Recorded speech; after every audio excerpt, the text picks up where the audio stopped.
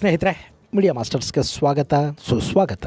ಗೆಳೆಯರೆ, ವಿದೇಶಗಳಲ್ಲಿ ಕೆಲಸ ಮಾಡಬೇಕು ಅಂತ ಸಾಕಷ್ಟು ಜನ ಅಂದ್ಕೋತಾರೆ. ಅದರಲ್ಲೂ ನಮ್ಮ ಪಕ್ಕದ ಕೇರಳ ಮತ್ತು ನಮ್ಮ ಮಂಗಳೂರಿನ ಸುತ್ತಮುತ್ತಲಿನ ಜನ ಇದಾರಲ್ಲ, ಅವರಲ್ಲಿ ಬಹಳಷ್ಟು ಜನ ದುಬೈಗೆ ಹೋಗೋ ಕನಸನ್ನು ಕಾಣ್ತಾರೆ. ನಮ್ಮಲ್ಲಿ ಕೂಡ ವಿದೇಶಗಳಿಗೆ ಹೋಗಬೇಕು ಅಂದ್ಕೊಳ್ಳೋರ ಸಂಖ್ಯೆ ಕಡಿಮೆ ಏನಿಲ್ಲ. ಅದಕ್ಕೆ ಕಾರಣ ಇಷ್ಟೇ, ಅಲ್ಲಿ ಹೆಚ್ಚು ಸಂಪಾದನೆ ಮಾಡಬಹುದು. ನಾವಲ್ಲಿ ಯಾವ ಕೆಲಸ ಮಾಡಿದ್ರು ನಮ್ಮೂರಲ್ಲಿರೋರಿಗೆ, ಪರಿಚಯದವರಿಗೆ ಅದ್ರ ಬಗ್ಗೆ ಗೊತ್ತಾಗೋದಿಲ್ಲ. ಹೀಗಾಗಿ ನಮ್ಮನ್ನ ಆಡ್ಕೊಳ್ಳೋರು ಕೂಡ ಅಲ್ಲಿ ಯಾರು ಇರೋದಿಲ್ಲ. ಇನ್ನಲ್ಲಿ ದುಡಿದ ಹಣವನ್ನ ಉಳಿತಾಯ ಮಾಡೋದಕ್ಕೆ ಕಲ್ತು ಬಿಟ್ರೆ ಭಾರತದಲ್ಲಿ 10 ವರ್ಷ ಕೂಡಿಡೋದಕ್ಕೆ ಸಾಧ್ಯವಾಗದಷ್ಟು 2-3 ವರ್ಷಗಳಲ್ಲಿ ದುಡ್ಕೊಂಡು ಬಂದು ಬಿಡಬಹುದು. ಇದು ಒಂದು ವರ್ಗದ ಯೋಚನಾ ರೀತಿ. ಇನ್ನೊಂದು ವರ್ಗ ಇದೆ, ಅವರಿಗೆ ನಮ್ಮಲ್ಲಿನ ಜೀವನ ಶೈಲಿ ಇಷ್ಟ ಆಗೋದಿಲ್ಲ. ಭಾರತದ ಜನಕ್ಕೆ ಸಿವಿಕ್ ಸೆನ್ಸ್ ಇಲ್ಲ ಅಂತ ಅವರು ಭಾವಿಸ್ತಾರೆ. ಇಲ್ಲಿ ನಾನಾ ರೀತಿಯ ಸಮಸ್ಯೆಗಳಿವೆ, ಹೀಗಾಗಿ ವಿದೇಶಗಳಿಗೆ ಹೋಗಿ ಸೆಟ್ಲ್ ಆಗಬೇಕು ಅಂತ ಅವ್ರು ಅಂದ್ಕೋತಾರೆ. ಎಲ್ಲರದ್ದು ಕೂಡ ಜೀವನ ಮಟ್ಟವನ್ನು ಸುಧಾರಿಸಿಕೊಳ್ಳೋ ಪ್ರಯತ್ನನೇ. ಇನ್ನು ಫಾರಿನ್ಗೆ ಹೋಗಬೇಕು ಅನ್ನೋ ಕನಸನ್ನು ಎಲ್ಲರೂ ಕಾಣ್ತಾರೆ. ಆದರೆ ಅದೃಷ್ಟ ಎಲ್ಲರಿಗೂ ಸಿಗೋದಿಲ್ಲ. ಯಾರಿಗೆ ಅದೃಷ್ಟ ಕೈ ಹಿಡಿಯೋದಿಲ್ವೋ, ಯಾರಿಗೆ ಅವಕಾಶಗಳು ಸಿಗೋದಿಲ್ವೋ ಅಂಥವರು ಮೇರಾ ದೇಶ್ ಮಹಾನ್, ಜನನಿ ಜನ್ಮ ಭೂಮಿಶ್ಚ ಸ್ವರ್ಗಾದಪಿ ಗರೀಯಸಿ ಅಂತ ಹೇಳ್ಕೊಂಡು ಅವಕಾಶ ಸಿಗಲಿಲ್ಲ ಅನ್ನೋ ಕೊರಗನ್ನು ಮರಿಬೇಕು ಅಂದ್ಕೋತಾರೆ. ಮತ್ತೆ ಕೆಲವರು ಹೇಗಾದರೂ ಸರಿ ಕಳ್ಳ ಮಾರ್ಗನೋ ಡಾಂಕಿ ರೂಟೋ ಅಂತೂ ನಾನು ವಿದೇಶಕ್ಕೆ ಹೋಗಬೇಕು ಅಂತ ಬಯಸ್ತಾರೆ. ಹೀಗೆ ಕಳ್ಳ ಮಾರ್ಗಗಳಲ್ಲಿ ಹೋದವರ ಪೈಕಿ ಯಶಸ್ಸು ಪಡೆದವರಿಗಿಂತ ಕಷ್ಟಕ್ಕೆ ಸಿಲುಕಿಕೊಂಡವರೇ ಹೆಚ್ಚು. ಮೊನ್ನೆ ಹಾಗೆ ಟೂರಿಸ್ಟ್ ವೀಸಾದ ಮೇಲೆ ಒಂದು ದೇಶಕ್ಕೆ ಹೋಗಿ ಯಾವನೋ ತಲೆಮಾಸಿದವನು ಮಾತನ್ನು ಕೇಳಕೊಂಡು ವೀಸಾ ಇಲ್ಲದೆ ಮತ್ತೊಂದು ದೇಶದ ಗಡಿ ದಾಟೋದಕ್ಕೆ ಹೋದವರು ಅಲ್ಲಿಂದ ನೇರವಾಗಿ ಸಾವಿನ ಮನೆಯನ್ನು ಸೇರಿದ್ದಾರೆ. ಹೀಗೆ ಸಾವನ್ನಪ್ಪಿರೋದು ನಮ್ಮದೇ ಕೇರಳದ ಜನ.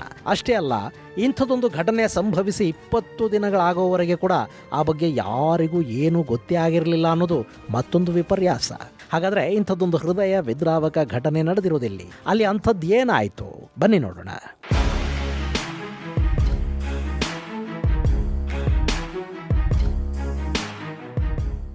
ಗೆಳೆಯರೆ, ಅದು ಫೆಬ್ರವರಿ 9ನೇ ತಾರೀಕು. Thomas Gabriel Pereira, Edison, Biju baby ಹಾಗೂ ಜೋಶಿ ಅನ್ನೋ 4 ಜೋರ್ಡಾನ್ ದೇಶದ ರಾಜಧಾನಿ ಅಮನ್ಗೆ ಹೋದರು. ಇಷ್ಟು ಜನ ಕೇರಳದವರು ಜೋರ್ಡಾನ್ ಅನ್ನೋ ದೇಶ ಹೇಗಿರುತ್ತೆ ಅನ್ನೋದನ್ನ ನೋಡೋದಕ್ಕೆ ಟೂರಿಸ್ಟ್ ವೀಸಾ ತಗೊಂಡು ಅಲ್ಲಿಗೆ ಹೋಗಿದ್ರು. ಅಲ್ಲ, ಅವರ ಪ್ರವಾಸ ಎಲ್ಲ ಮುಗೀತು. ಈ ಸಂದರ್ಭದಲ್ಲಿ ಅಮನ್ನ ಹೋಟೆಲಲ್ಲಿದ್ದವರಿಗೆ ಒಂದು ಪ್ಲಾನ್ ಹೊಳಿತು.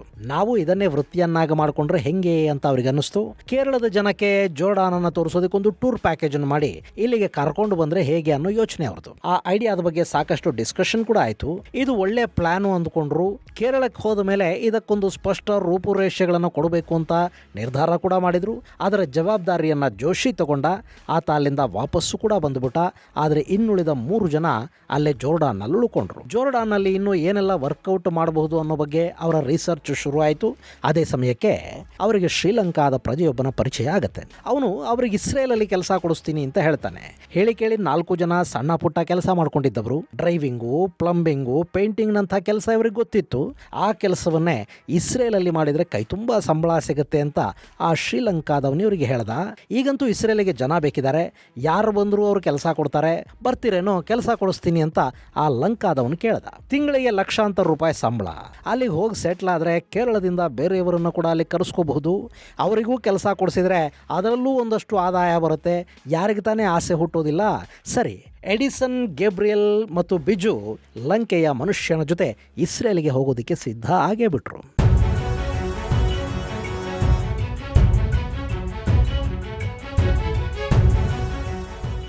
ಗೆಳೆಯರೆ, ಇಸ್ರೇಲ್ನಲ್ಲಿ ಕೆಲಸ ಏನೋ ಇದೆ. ಅಲ್ಲಿಗೆ ಭಾರತದಿಂದ, ಚೈನಾದಿಂದ ಸಾಕಷ್ಟು ಜನ ಕೆಲಸ ಹುಡ್ಕೊಂಡು ಹೋಗ್ತಲೂ ಇದ್ದಾರೆ. ಉತ್ತರ ಪ್ರದೇಶ ಅಂತೂ ಸಾಕಷ್ಟು ಕಟ್ಟಡ ಕಾರ್ಮಿಕರನ್ನ ಇಸ್ರೇಲ್ಗೆ ಕಳುಹಿಸಿಕೊಟ್ಟಿದೆ. ಅವರಿಗೆ ಇಲ್ಲಿ ತಿಂಗಳಿಗೊಂದು 30,000 ದುಡಿಯೋದಕ್ಕೆ ಸಾಧ್ಯ ಆದರೆ ಇಸ್ರೇಲಲ್ಲಿ 1.5 ರಿಂದ 2 ಲಕ್ಷ ರೂಪಾಯಿವರೆಗೆ ವೇತನ ಸಿಗುತ್ತೆ. ಅವನಲ್ಲಿ ಒಂದಷ್ಟು ವರ್ಷ ದುಡಿದು ವಾಪಸ್ ಬಂದರೂ ಶ್ರೀಮಂತನಾಗಿರ್ತಾನೆ. ಅಲ್ಲಿ ಕಟ್ಟಡ ಕಾರ್ಮಿಕರಿಗೆ, ಎಲೆಕ್ಟ್ರಿಷಿಯನ್ಸ್ಗೆ, ಪ್ಲಂಬರ್ ಮುಂತಾದವರಿಗೆ ಕೆಲಸಗಳು ಸಿಗ್ತಲೇ ಇವೆ. ಇದು ಕೇರಳದ ಈ ಮಿತ್ರರಿಗೆ ಕೂಡ ಗೊತ್ತಿತ್ತು. ಇನ್ನು ಶ್ರೀಲಂಕಾದವನು ಇದನ್ನು ಹೇಳಿ ಕೆಲಸ ಕೊಡಿಸ್ತೀನಿ ಅಂದ ಕೂಡಲೇ ಗ್ಯಾಬ್ರಿಯಲ್, ಎಡಿಸನ್ ಮತ್ತು ಬಿಜು ಅಲ್ಲಿಗೆ ಹೊರಟು ನಿಂತುಬಿಟ್ರು. ಗೆಳೆಯರೆ, ಈ ಗ್ಯಾಬ್ರಿಯಲ್ ಮತ್ತು ಎಡಿಸನ್ ಇದ್ದಾರೆ ನೋಡಿ, ಇವರಿಬ್ರು ಸಂಬಂಧದಲ್ಲಿ ಭಾವ ಭಾಮೈದುನ ಆಗಬೇಕು. ಇವರು ಮೀನುಗಾರಿಕೆಯನ್ನ ಮಾಡ್ತಾ ಇದ್ದ ಸಮುದಾಯದಿಂದ ಬಂದವರು. ಆಟೋ ಓಡಿಸ್ಕೊಂಡು ಜೀವನ ಮಾಡ್ಕೋತಾ ಇದ್ರು. ಅಂಥವರು ಜೋರ್ಡಾನ್ಗೆ ಪ್ರವಾಸ ಹೋದ್ರು. ಆ ನಂತರ ಕೆಲಸ ಸಿಗತ್ತೆ ಅಂದ ಕೂಡಲೇ ಜೋರ್ಡಾನ್ನಿಂದ ಇಸ್ರೇಲಿಗೆ ಹೋಗಬೇಕು ಅಂತ ಬಯಸಿದ್ರು. ಆದ್ರೆ ಇವ್ರ ಹತ್ರ ಇಸ್ರೇಲಿಗೆ ಹೋಗೋದಕ್ಕೆ ಬೇಕಾದ ಯಾವ ದಾಖಲೆಗಳು ಇರಲಿಲ್ಲ.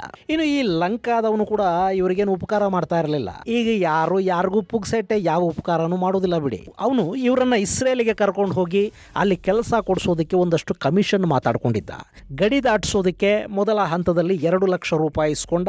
ಹಾಗೆ ಇವರಿಗಲ್ಲಿ 3.5 ಲಕ್ಷ ರೂಪಾಯಿ ಸಂಬಳದ ಕೆಲಸ ಸಿಕ್ಕರೆ ಪ್ರತಿ ತಿಂಗಳು ಇವನಿಗೆ 50,000 ರೂಪಾಯಿಗಳನ್ನ ಈ 3 ಜನ ಕೊಡಬೇಕು ಅನ್ನೋ ಒಪ್ಪಂದ ಕೂಡ ಆಯ್ತಂತೆ. 3.5 ಲಕ್ಷ ರೂಪಾಯಿಯಲ್ಲಿ ಒಂದು 50,000 ಹೋದ್ರೆ ಇನ್ನೇನಾಗತ್ತೆ ಅಂದ್ಕೊಂಡು ಗ್ಯಾಬ್ರಿಯಲ್ ಎಡಿಸನ್ ಮತ್ತು ಬಿಜು ಲಂಕಾದವನ ಮಾತುಗಳಿಗೆ ಓಕೆ ಅಂದಿದ್ದಾರೆ. ಅವರನ್ನ ಕರ್ಕೊಂಡು ಆ ಶ್ರೀಲಂಕಾದ ವ್ಯಕ್ತಿ ಸೀದಾ ಇಸ್ರೇಲ್ನ ಗಡಿಯ ಕಡೆಗೆ ಹೆಜ್ಜೆ ಹಾಕಿದ್ದಾನೆ. ಬರೀ 1.5 ಗಂಟೆ ಸಮಯ ಅಷ್ಟೇ. ನಾವು ಹಿಂಗ್ ಹೋಗಿ ಹಂಗೆ ಇಸ್ರೇಲನ್ನ ತಲುಪಿ ಬಿಡ್ತೀವಿ ಅಂತ ಅವನು ಈ 3 ಜನಕ್ಕೆ ಆಸೆ ತೋರಿಸಿದ್ದಾನೆ. ಆದರೆ ಬಾರ್ಡರ್ ಬಳಿಗೆ ಹೋದಾಗ ಅಲ್ಲಿ ನಡೆದದ್ದೇ ಬೇರೆ ಅನ್ನೋ ಮಾಹಿತಿಯನ್ನ ಆ ಗುಂಪಲ್ಲಿ ಬದುಕಿ ಬಂದವರು ಹೇಳ್ತಾ ಇದ್ದಾರೆ.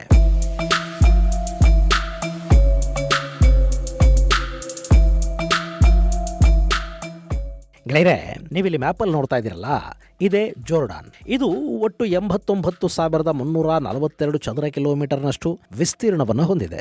ಇಲ್ಲಿ ಒಟ್ಟು 1,15,00,000 ಜನ ವಾಸ ಮಾಡ್ತಾರೆ. ಅದರಲ್ಲಿ 95% ಸುನ್ನಿ ಮುಸ್ಲಿಮರಿದ್ದಾರೆ, 3% ಕ್ರೈಸ್ತರಿದ್ದಾರೆ, ಇನ್ನುಳಿದ 2% ಡ್ರೂಸುಗಳು ಹಾಗೂ ಇನ್ನಿತರೆ ಮತದವರಿದ್ದಾರೆ. ಈ ಜೋರ್ಡಾನ್ ತನ್ನ ಸುತ್ತ ಇಸ್ರೇಲ್, ಸೌದಿ ಅರೇಬಿಯಾ, ಸಿರಿಯಾ, ಇರಾಕ್ಗಳನ್ನು ಗಡಿಯಾಗಿ ಹೊಂದಿದೆ. ಈಜಿಪ್ಟ್ ಜೊತೆ ಇದು ಜಲಗಡಿಯನ್ನು ಹೊಂದಿದೆ. ಇನ್ನು ಇದು ಇಸ್ರೇಲ್ ಬಗ್ಗೆ ಸಾಕಷ್ಟು ಮಾಹಿತಿಯನ್ನು ನಿಮಗೆ ಕೊಟ್ಟಿದ್ದೀನಿ, ನಿಮಗೂ ಬಹಳಷ್ಟು ಗೊತ್ತಿದೆ. ಇನ್ನು ಈ ಎರಡೂ ದೇಶಗಳು ಬಹುದೊಡ್ಡ ಭೂಗಡಿಯನ್ನು ಹಂಚಿಕೊಳ್ಳುತ್ತವೆ. ಅದರ ಜೊತೆಗೆ ಸ್ವಲ್ಪ ಪ್ರಮಾಣದ ಜಲಗಡಿಯನ್ನು ಕೂಡ ಈ ದೇಶಗಳು ಹೊಂದಿವೆ. ಇನ್ನು ಜೋರ್ಡಾನ್ ಹಾಗೂ ಇಸ್ರೇಲ್ ನಡುವೆ ವೆಸ್ಟ್ ಬ್ಯಾಂಕ್ ಕೂಡ ಇದೆ. ಈ ಹಿಂದೆ ಈ ಬಾರ್ಡರ್ ಅನ್ನ ಯಾರು ಯಾವಾಗ ಬೇಕಾದರೂ ದಾಟಿ ಬಿಡ್ತಾ ಇದ್ರು. ಈ ಬಾರ್ಡರ್ ಮೂಲಕವೇ ಪ್ಯಾಲೆಸ್ತೀನಿಗಳು ಜೋರ್ಡಾನ್ ಅನ್ನು ತಲುಪ್ತಾ ಇದ್ರು. ಆದ್ರೆ ಪರಿಸ್ಥಿತಿ ಈಗ ಮೊದಲಿನಂತಿಲ್ಲ. ಅಲ್ಲಿ ಬಾರ್ಡರ್ ಕ್ರಾಸ್ ಮಾಡೋದು ಸುಲಭ ಕೂಡ ಅಲ್ಲ. ಹೀಗಾಗಿನೇ ಶ್ರೀಲಂಕಾದ ವ್ಯಕ್ತಿ ಜೋರ್ಡಾನ್ ಮತ್ತು ಇಸ್ರೇಲ್ ನಡುವೆ ಇರುವ ಡೆಡ್ ಸಿ ಬಳಿ ಅಲ್ಕರಾಕ್ ಜಿಲ್ಲೆಯ ಸಮೀಪ ಸಮುದ್ರದ ದಡದಲ್ಲೇ ಗಡಿ ದಾಟಿ ಇಸ್ರೇಲ್ಗೆ ಕಾಲಿಟ್ಟು ಬಿಡೋ ಐಡಿಯಾನ ಇವರಿಗೆ ಕೊಟ್ಟಿದ್ದಾನೆ. ಅದರಂತೆ ಆ 4 ಜನರ ತಂಡ ಇಸ್ರೇಲ್ ಕಡೆಗೆ ಹೊರಟಿದೆ. ಅವರು ಬಾರ್ಡರ್ ಹತ್ರಕ್ಕೆ ಬಂದಿದ್ದಾರೆ. ಆಗ್ಲೇ ಅಲ್ಲೊಂದು ಬಹುದೊಡ್ಡ ಅನಾಹುತ ಸಂಭವಿಸಿ ಬಿಡ್ತು. ಹಾಗೆ ನೋಡಿದ್ರೆ ಇವರು ಜೋರ್ಡಾನ್ ಇಂದ ಇಸ್ರೇಲ್ ಗಡಿ ದಾಟೋ ಸಂದರ್ಭದಲ್ಲಿ ಇವರನ್ನ ಇಸ್ರೇಲ್ನ IDF ಪಡೆಗಳು ತಡಿಬೇಕಿತ್ತು. ಆದ್ರೆ ಹಾಗಾಗಲಿಲ್ಲ. ಗಡಿಯ ಸಮೀಪ ಬರ್ತಿದ್ದಂತೆ ಜೋರ್ಡಾನ್ ಬಾರ್ಡರ್ ಪೊಲೀಸ್ ಇವರಿಗೆ ಎದುರಾಗಿದ್ದಾರೆ. ಇಲ್ಲಿ ಜೋರ್ಡಾನ್ ಕೂಡ ಇತ್ತೀಚೆಗೆ ತನ್ನ ಗಡಿಗಳನ್ನು ಬಿಗಿ ಮಾಡಿದೆ. ಇಸ್ರೇಲ್ ಹಮಾಸ್ ಸಂಘರ್ಷ ನಡೀತಿರೋದ್ರಿಂದ ಅಲ್ಲಿಂದ ಜೋರ್ಡಾನ್ಗೆ ಬರುವ ನಿರಾಶ್ರಿತರ ಸಂಖ್ಯೆ ಹೆಚ್ಚು. ಹೀಗಾಗಿ ಜೋರ್ಡಾನ್ನ ಗಡಿ ಭದ್ರತಾ ಪಡೆ ಕೂಡ ಅಲ್ಲಿ ಕಣ್ಣಲ್ಲಿ ಕಣ್ಣಿಟ್ಕೊಂಡು ಗಡಿಯನ್ನು ಕಾಯ್ತಾ ಇದೆ. ಈ ಸಮಯದಲ್ಲೇ ಇವರು ಕಾಣಿಸ್ಕೊಂಡಿದ್ದಾರೆ. ಸಾಮಾನ್ಯವಾಗಿ ಸೇನೆ ಏಕಾಏಕಿ ಯಾರ ಮೇಲೂ ಗುಂಡು ಹಾರಿಸೋದಕ್ಕೆ ಹೋಗೋದಿಲ್ಲ. ಅವರು ಮೊದಲಿಗೆ ಎಚ್ಚರಿಕೆಯನ್ನು ಕೊಡ್ತಾರೆ. ಇಲ್ಲೂ ಕೂಡ ಜೋರ್ಡಾನ್ನ ಸೇನೆ ಇವರಿಗೆ ಒಂದು ಎಚ್ಚರಿಕೆಯನ್ನು ಕೊಟ್ಟಿದೆ.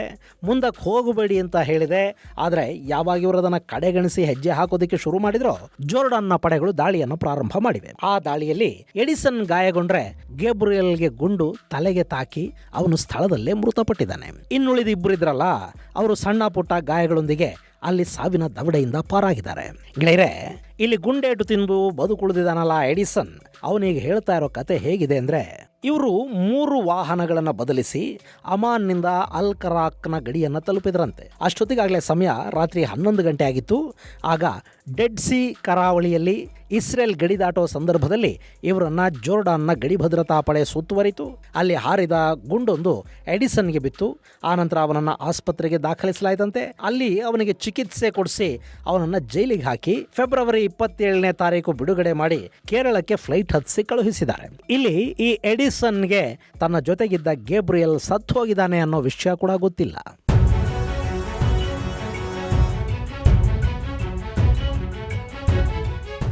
ಗೆಳೆಯರೆ, 4 ಸ್ನೇಹಿತರು, ಒಂದೊಳ್ಳೆ ಐಡಿಯಾ.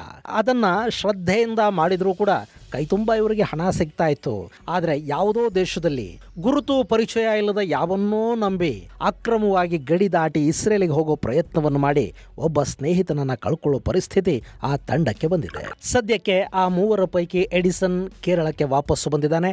ಅಷ್ಟೇ ಅಲ್ಲದೆ ಅವತ್ತು ಬಾರ್ಡರ್ ಕ್ರಾಸ್ ಮಾಡೋದ್ರ ಬಗ್ಗೆ ಐಡಿಯಾ ಕೊಟ್ಟಿದ್ದು, ಆ ಐಡಿಯಾನ ಜಾರಿಗೆ ತರೋದಕ್ಕೆ ಒತ್ತಾಯ ಮಾಡಿದ್ದು ಬಿಜು ಅಂತ ಈ ಎಡಿಸನ್ ಹೇಳ್ತಾ ಇದ್ದಾನೆ. ಅಷ್ಟೇ ಅಲ್ಲ, ಬಿಜು ಸದ್ಯಕ್ಕೆ ಅಮಾನ್ನಲ್ಲೇ ಇದ್ದು ಅವನು ಭಾರತಕ್ಕೆ ವಾಪಸ್ ಬಂದಿಲ್ಲ ಅಂತ ಹೇಳಲಾಗ್ತಾ ಇದೆ.